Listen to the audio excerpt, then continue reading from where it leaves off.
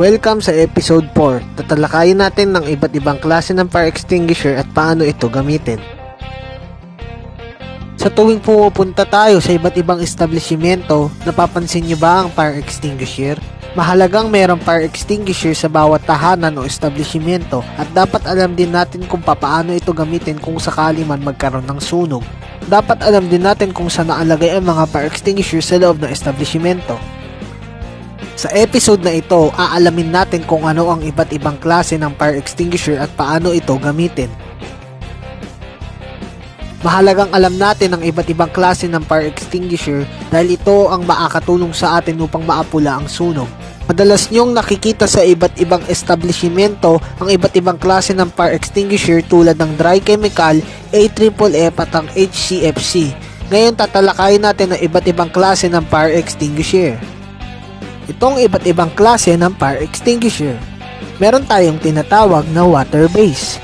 Pwede natin itong gamitin sa mga kahoy, papel, textile at iba pa. Wag natin itong gagamitin sa mga flammable liquid dahil pwede itong magpalaki ng apoy. Wag din natin itong gagamitin sa mga live electrical equipment dahil pwede tayong makuryente. Sunod naman ang dry powder.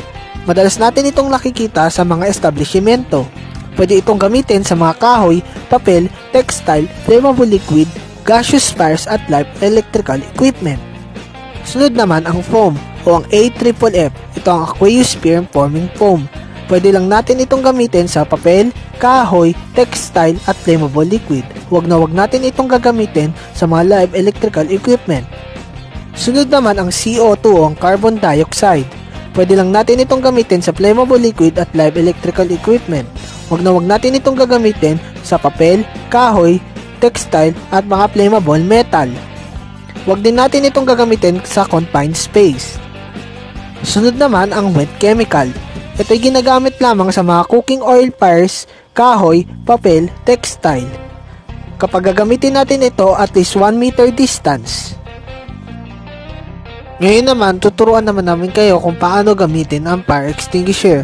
Mahalagang alam natin kung paano gamitin ang fire extinguisher kung sakali man magkaroon ng sunog. Paggagamit ng fire extinguisher, tandaan ang salitang T-pass. T, twist the pin. P, pull the pin.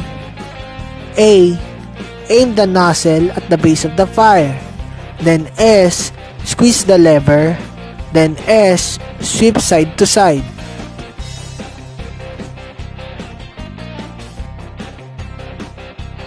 Lagi lang natin tatandaan ang salitang T-pass.